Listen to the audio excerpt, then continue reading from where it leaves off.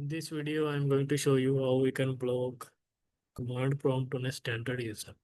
So by default, any standard user can run CMD commands. So if you want to block the CMD, just first check whether the CMD is running on the client machine. Yes, it is running. So we want to block this. So go to your server, open server manager, go to tools, and here you will see the group policy management. Right click the default domain policy and click on edit.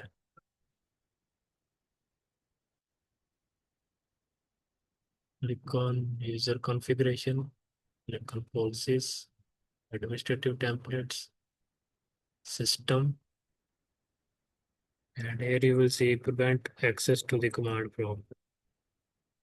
Just enable this policy and click on OK. Now go to the client machine.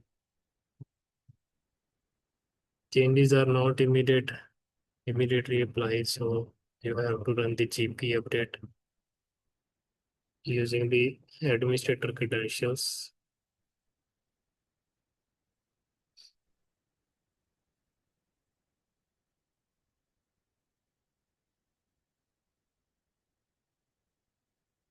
Or if you restart your computer, the policy will apply. But if you don't have time, you can update the policy straight away using the GP update command. And now access the command prompt. So it said the command prompt has been disabled by your administrator. So now the command prompt has been disabled with the standard user account. So in this way, you can block access to CMD.